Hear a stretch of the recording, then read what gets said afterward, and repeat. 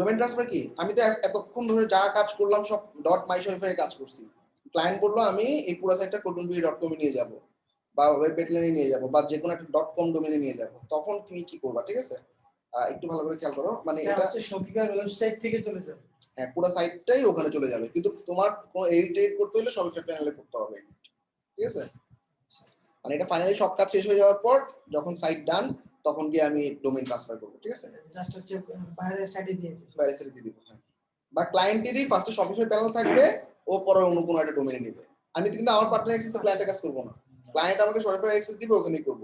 এখন .myshopify.com দিতে খারাপ লাগে না, তখন ক্লায়েন্ট ডোমেইন ট্রান্সফার করে নেয়, ঠিক আছে? এটা সিস্টেমটা দেখো। সবার প্রথমে from Shopify admin click online store domain.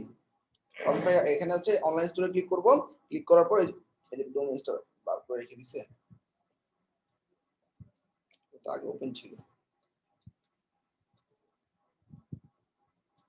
তোমাদের এগুলো কি ব্লার করা কিনা দেখো তো, সেটা একটু দেখো। সো ডোমেইন ট্রান্সফারের জন্য আমাদের সবার প্রথমে এই যে ডোমেইনে যাওয়ার পর আমার এখানে দেখো কানেক্ট এক্সিস্টিং ডোমেইন নামে একটা অপশন পাচ্ছি।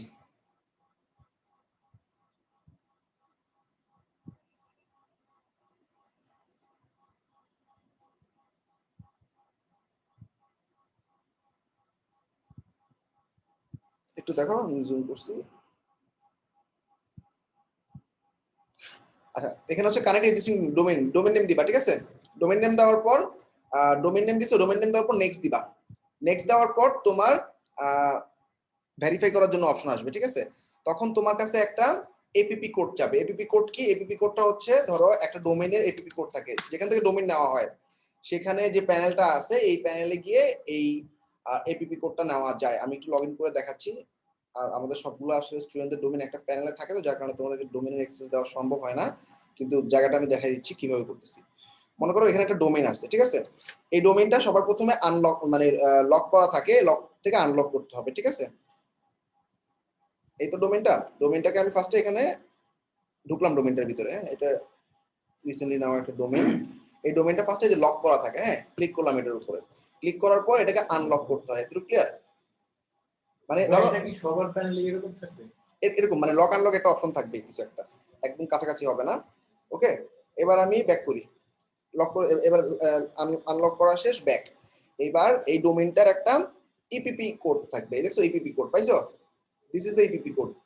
মানে ধরো তোমার আজকে আমার কাছ থেকে ডোমেইন নিছো, তোমার এখন নেম চিপে তুমি ডোমেইন নিতে চাচ্ছ, তো তুমি আমার কাছ থেকে ডোমেইন ট্রান্সফার করে নিবা, তোমার কাছে এই ইপিপি কোডটা চাবে, মানে নেম চিপ, মানে যে কোনো জায়গা থেকে ডোমেইন ট্রান্সফার এক শপিফাই ডোমেইন ট্রান্সফারেও এই ইপিপি কোডটা লাগতেছে, ঠিক আছে?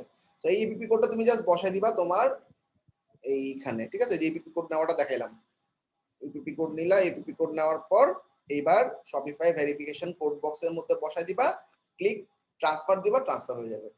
তার মানে শপিফাই হচ্ছে তোমার পার্টনার, মানে পার্টনার অ্যাক্সেস না, পেইড অ্যাক্সেস দিয়ে কাজটা করতে হবে। তাহলে কি করলাম, ডোমেইনে গিয়ে ডোমেইন নামটা দিছি, নেক্সট দেওয়ার পর সে ইপিপি কোড চাইছে, ইপিপি কোড বসায় নেক্সট দিছে, ট্রান্সফার হয়ে গেছে। কিন্তু তোমার ডোমেইন প্যানেল থেকে এটা আনলক করা থাকতে হবে। ওকে, ওই যে ভেরিফাই কথাটা বললাম, ডোমেইন ভেরিফাই করতে হবে। ভেরিফাই কি বাই ইমেল না বাই মোবাইল? ডোমেইন ভেরিফাই না তো, এই যে এখানে এসে ডোমেইন ভেরিফাই, এটাই ইপিপি কোড দেওয়াটাই ভেরিফাই করা। কোডটাই ভেরিফাই। এই কোডটা ভেরিফাই। কোডটা আপনি পাইছেন কোথায়? আপনার যদি না